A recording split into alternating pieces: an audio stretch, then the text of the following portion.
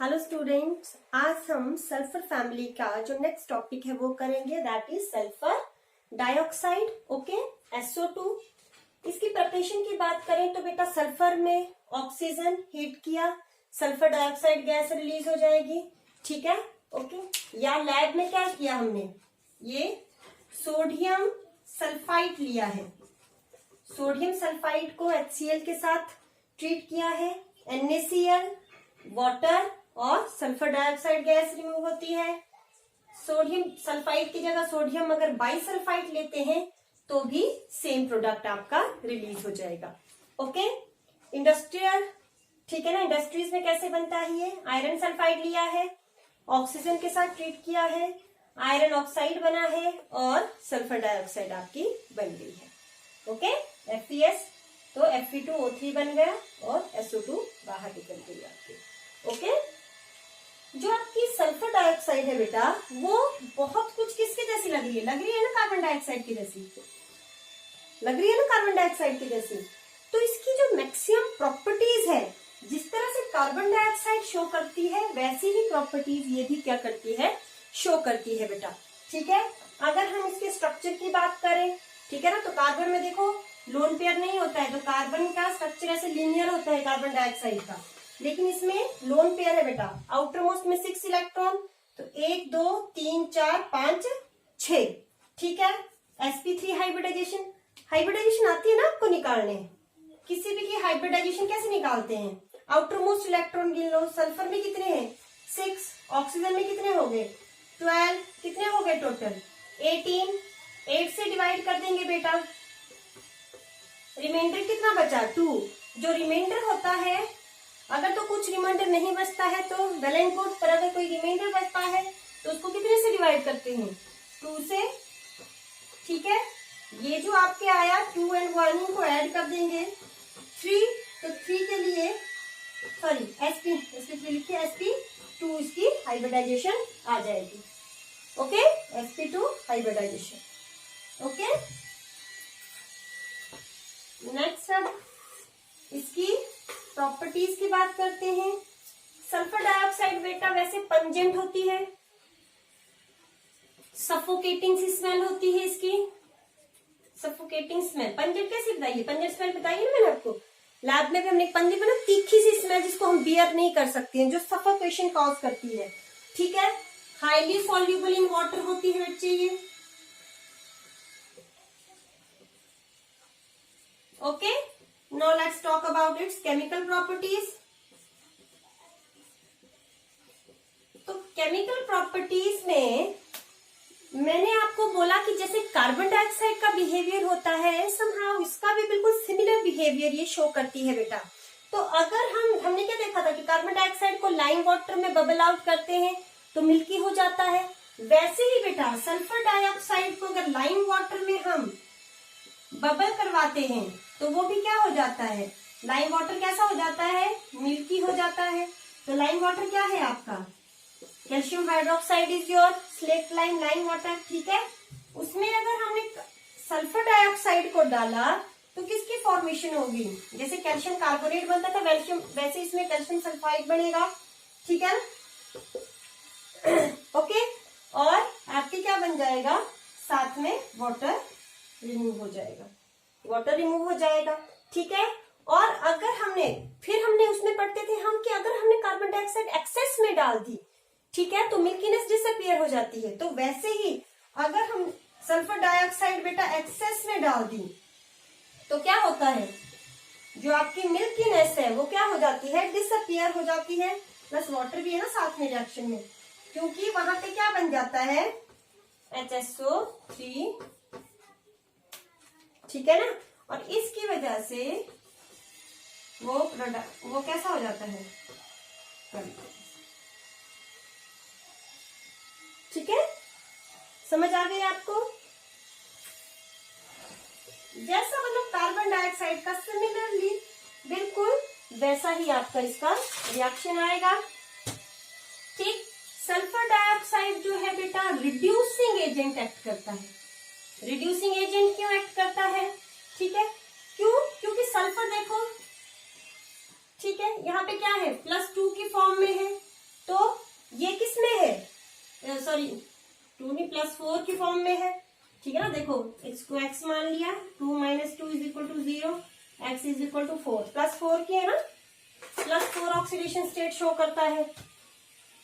तो sulphur dioxide की tendency है कि वो किस में कन्वर्ट हो जाए, +6 की फॉर्म में। +4 से वो क्या बन सकता है, +6 की फॉर्म में चला जाएगा, मैक्सिमम ऑक्सीडेशन स्टेट एक्वायर करने की, ठीक है। तो अगर वो अपनी ऑक्सीडेशन करेगा तो अपनी ऑक्सीडेशन करने के लिए उसको क्या करना पड़ेगा, दूसरों की क्या करनी पड़ेगी, रिडक्शन। और जो दूसरों की रिडक्शन करता है वो क्या होता है, रिड्यूसिंग एजेंट होता है बेटा। तो sulphur dioxide is a very good reducing agent. Okay, so जैसे ये it reduces ferric sulphate into ferrous sulphate. Ferric तो Fe2SO4 थ्राइस प्लस अब क्या है SO2 और साथ में क्या है वाटर डालेगा, तो किस में कन्वर्ट कर देगा इसको, FeSO4 में, और साथ में क्या निकल जाएगा H2SO4। देखो सल्फर यहाँ कितना है +4, सल्फर यहाँ पे क्या हो गया +6, +4 से यहाँ सल्फर किस स्टेज में आ गया +6, सल्फर ने अपनी ऑक्सीडेशन कर दी, और आयरन यहाँ पे +3 था बेटा, और आयरन यहाँ पे कितना हो गया +2। आयरन की हो गई रिडक्शन और सल्फर की हो गई ऑक्सीडेशन, ठीक है। तो सल्फर ने अपने आप को ऑक्सीडाइज करके दूसरों को रिड्यूस कर दिया। सेकंड इसका कि KMnO4 को भी क्या करता है, ये रिड्यूस कर देता है। KMnO4 सल्फर डाइऑक्साइड लिया, वाटर लिया, ठीक है, ठीक। तो इसमें K2SO4 बन जाएगा और एक MnSO4 और H2SO4 आपका बाहर निकल जाएगा। तो सल्फर अगेन +6 में, और यहाँ पे मैंगनीज की कितनी है +5 ऑक्सीडेशन स्टेट है यहाँ पे, और यहाँ पे इसकी +2 ऑक्सीडेशन स्टेट है। यहाँ पे देखो 4 2 8 ना, 4 2 8, और यहाँ पे सॉरी यहाँ पे +7 है ऑक्सीडेशन स्टेट यहाँ पे, 4 2 8 -1, ठीक। तो ये +7 आ गई, और यहाँ पे इसकी ऑक्सीडेशन स्टेट है ये आ गई -+2, ठीक है। तो देखो मैंगनीज की क्या हो गई रिडक्शन हो गई, और सल्फर की क्या हो गई बेटा ऑक्सीडेशन हो गई, ठीक है, समझ आ गया। ओके,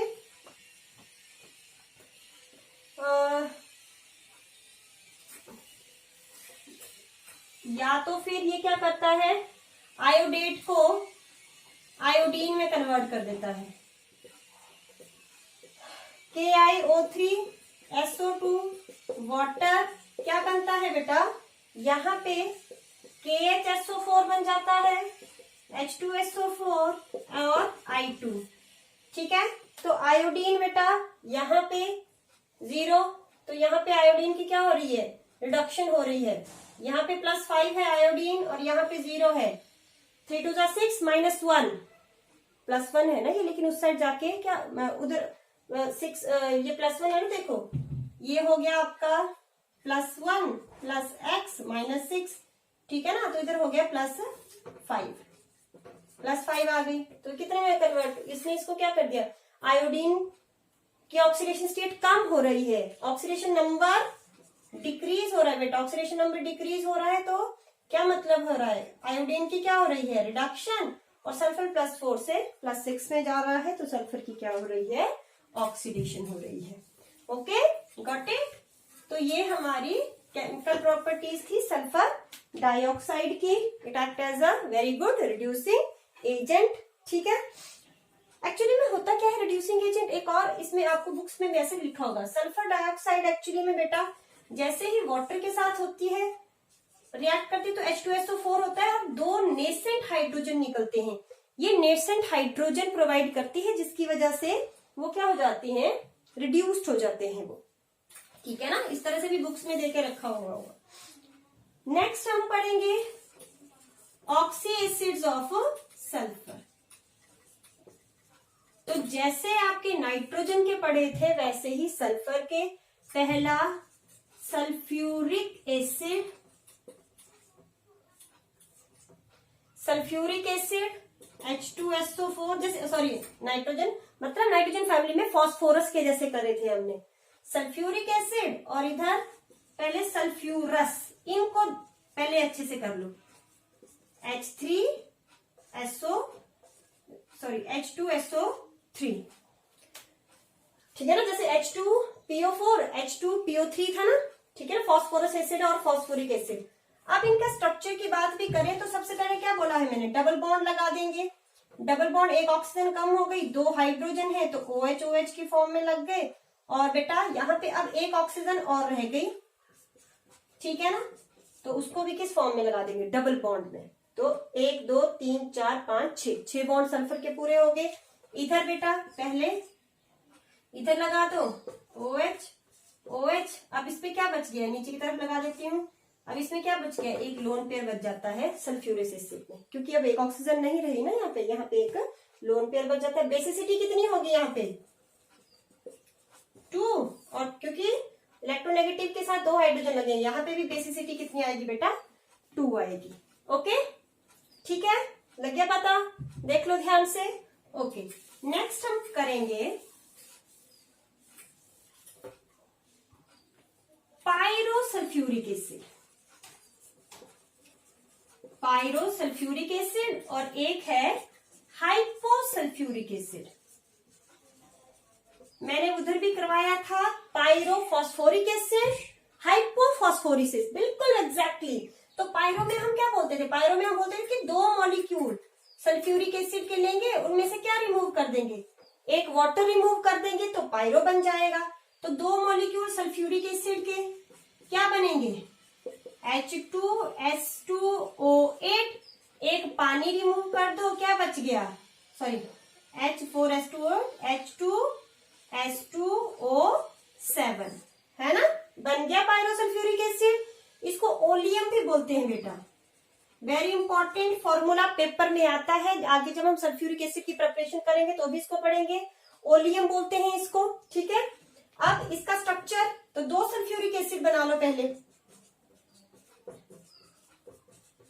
2 सल्फ्यूरिक एसिड बना लिए, बिल्कुल वैसे ही जैसे हमने पिछले लेक्चर में किया। एक वाटर रिमूव कर दो, एक साइड से OH और एक साइड से हाइड्रोजन, ठीक है, एक ऑक्सीजन बच गया बीच में, बन गया आपका पायरोसल्फ्यूरिक एसिड, ठीक है। बेसिसिटी कितनी है 2, क्योंकि 2 ही है OH जो हाइड्रोजन दे सकते हैं। वैसे ही हाइपोसल्फ्यूरिक एसिड में 2 मॉलिक्यूल में से क्या रिमूव कर देते थे, H2O2, तो H2 क्या है, 2 मॉलिक्यूल कितने हुए, H4S2O8, H2O2 रिमूव कर दो। सिमिलरली बिल्कुल वैसे ही 2 सल्फ्यूरिक एसिड बना लो, बना लिए 2 सल्फ्यूरिक एसिड। अब H2O2 रिमूव कर दो बीच से, और ये बॉन्ड आपस में बन जाएगा सल्फर सल्फर।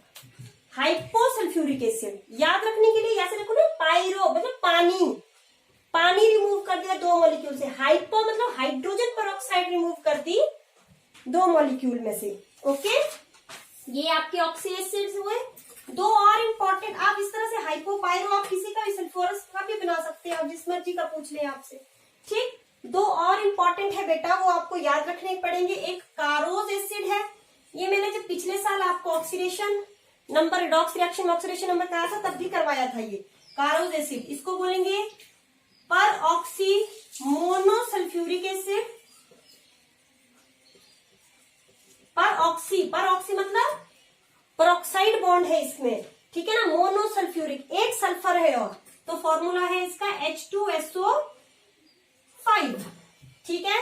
और इसका स्ट्रक्चर बेटा इस तरह से होगा, एक साइड OH और एक साइड पेरोक्सी बॉन्ड होगा।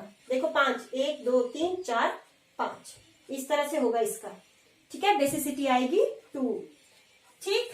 और यहाँ पे जब हम ऑक्सीडेशन नंबर निकालते थे तो यहाँ पे ऑक्सीजन -1, बाकी ऑक्सीजन -2 होती थी, ठीक है। एक तो ये हो गया, एक आपके पास हुआ पर ऑक्सी डाइसल्फ्यूरिक एसिड, और इसको बोला बेटा मार्शल्स एसिड, ठीक है ना। तो इसका फॉर्मूला है H2S2O8।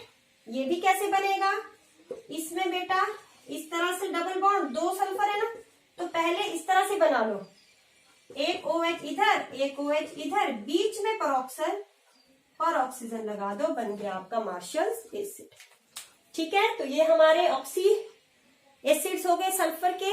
आगे लास्ट टॉपिक पढ़ेंगे, दैट इज सल्फ्यूरिक एसिड, और हमारी ऑक्सीजन फैमिली खत्म हो जाएगी। Thank you.